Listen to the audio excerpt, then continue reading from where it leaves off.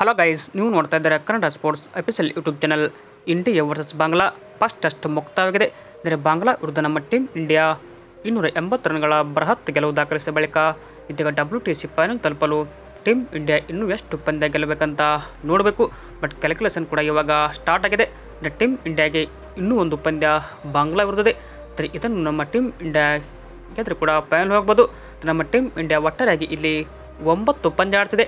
ಅಂದರೆ ಬಾಂಗ್ಲಾ ವಿರುದ್ಧ 1 ಪಂದ್ಯ ಆದರೆ, ನ್ಯೂಜಿಲೆಂಡ್ ವಿರುದ್ಧ ತವರಿನಲ್ಲಿ 3 ಪಂದ್ಯ ಆದರೆ, ಇನ್ನು ಆಸ್ಟ್ರೇಲಿಯಾ ವಿರುದ್ಧ ಆಸ್ಟ್ರೇಲಿಯಾದಲ್ಲಿ 5 ಪಂದ್ಯ ಆಡ್ತಿದೆ. ಒಟ್ಟಾರೆಯಾಗಿ ಉಳಿದಿದ್ದು 9 ಪಂದ್ಯ.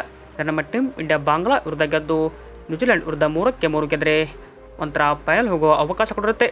ಟೀಮ್ ಇಂಡಿಯಾ 9 ಪಂದ್ಯದಲ್ಲಿ ಅಟ್ಲೀಸ್ಟ್ 6 ಗೆಲ್ಲಬೇಕು.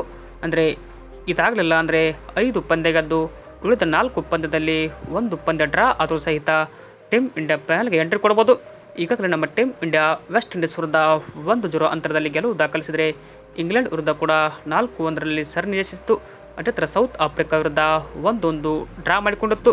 ಟೀಮ್ ಇಂಡಿಯಾ ಫೈನಲ್ಗೆ ಪರ್ಸೆಂಟೇಜ್ ನೋಡಿದರೆ ಸದ್ಯಕ್ಕೆ 71% ಇದೆ. ಬಟ್ ಅದು ಎಷ್ಟಾಗುತ್ತೆ ಅಂತ ನೋಡಬೇಕು.